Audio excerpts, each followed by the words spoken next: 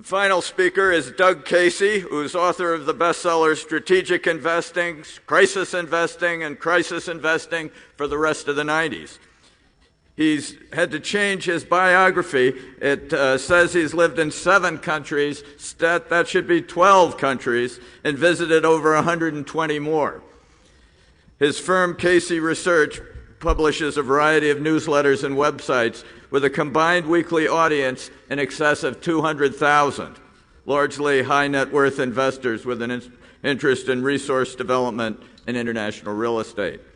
He's the founder of the Eros Society, and that's not Eros, that's not love, that's war. How he will reconcile that contradiction, we'll see. Doug Casey.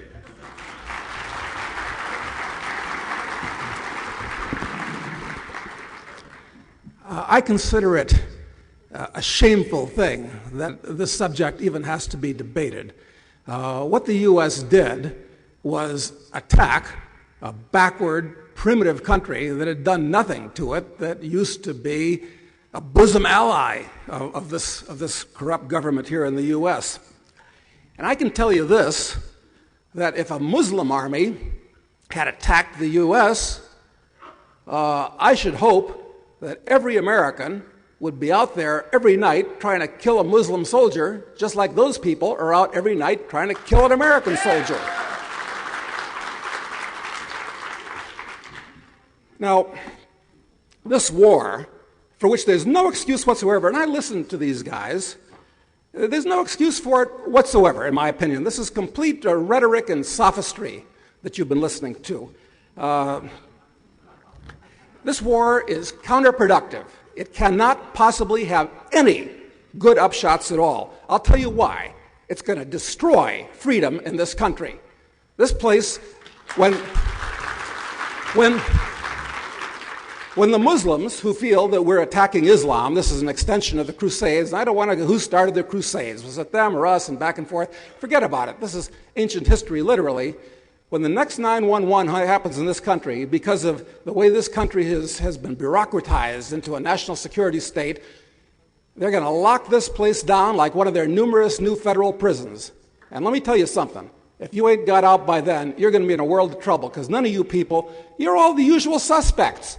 You're considered enemies of the state, even coming to something like this. And I'll be surprised if there isn't some spook, some creep, somebody from some federal agency here taking names and writing them down, because that's what's happened in this country, and that's what happens in a war economy. That happened in this country, it's happened in the Civil War, it happened in World War I and World War II, and by God, it's really going to happen in earnest now, because they've got a gigantic bureaucracy that wants to find something to do. So the first thing this war is going to do, it's going to just totally destroy American freedom, which has been on the slippery slope for a long, long time. Second thing it's going to do is it's going to totally bankrupt the U.S. government, which Vietnam went a long way towards doing. I see this as a double-edged sword. Perhaps that's a good thing.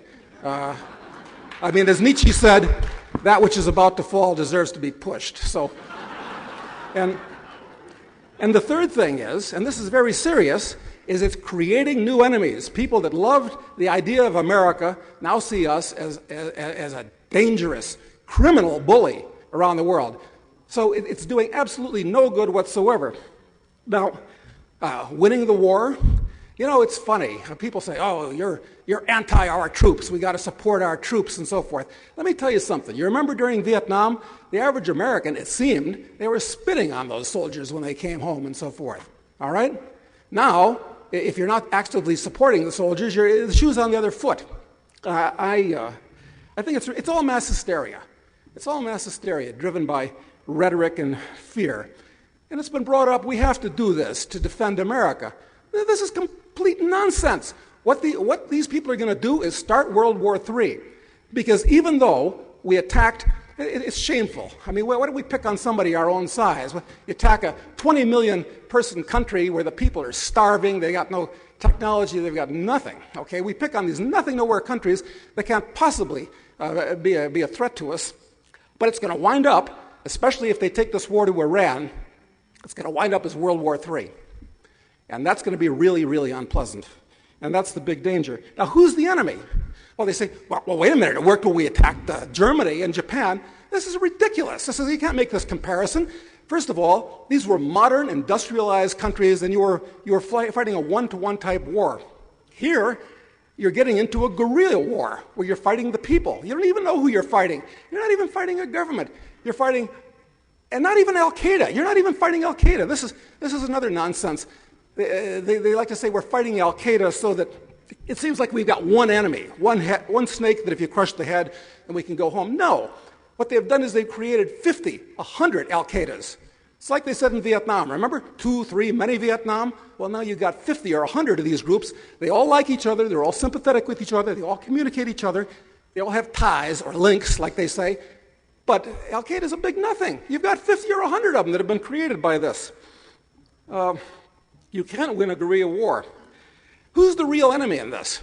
It's not these primitive, backward Muslims, for Christ's sake. It's the U.S. government that's the danger.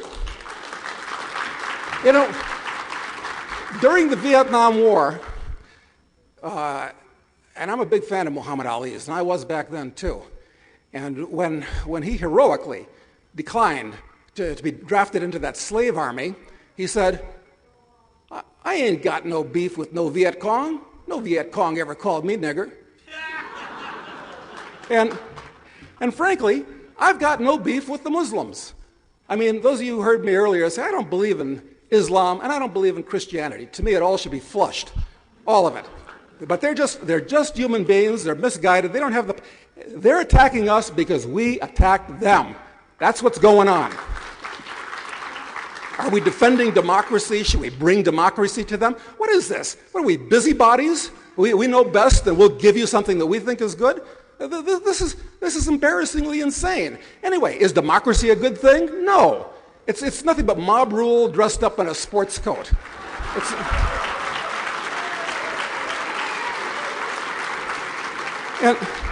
And what should have been done? What should have been done about 9/11? Should we have attacked Beijing because the Japanese bombed Pearl Harbor, which is exactly what we did here? No, it was a criminal act, and it should have been treated like a giant criminal act, not as a cause for war. And the last thing is, well, you're wondering, well, now that we're in there, we have to win it. Well, you can't win it. It is impossible, and the chances are, with these maniacs that are running the government, and I think Bush, certainly Cheney, he may be criminally insane, actually. This thing could really blow up out of total control, certainly if Iran gets involved, because now you're hunting big game. And the average Iranian is going to go from being still very sympathetic, anti-his government, still sympathetic towards the U.S. It's going to turn it around entirely, and you're really going to whack the hornet's nest then. So how do we stop this war? Now that it's been started. Certainly not by trying to win it. That's the definition of insanity. You know what insanity is? It's continuing to do something that's failed and failed and failed and doing it again and again and again. I'll tell you what you do. Here's what you do. If I was president of the United States, and I hope Ron Paul, who's, I don't know if he's the only decent person in Congress, but he's absolutely the only decent human being running for president this year.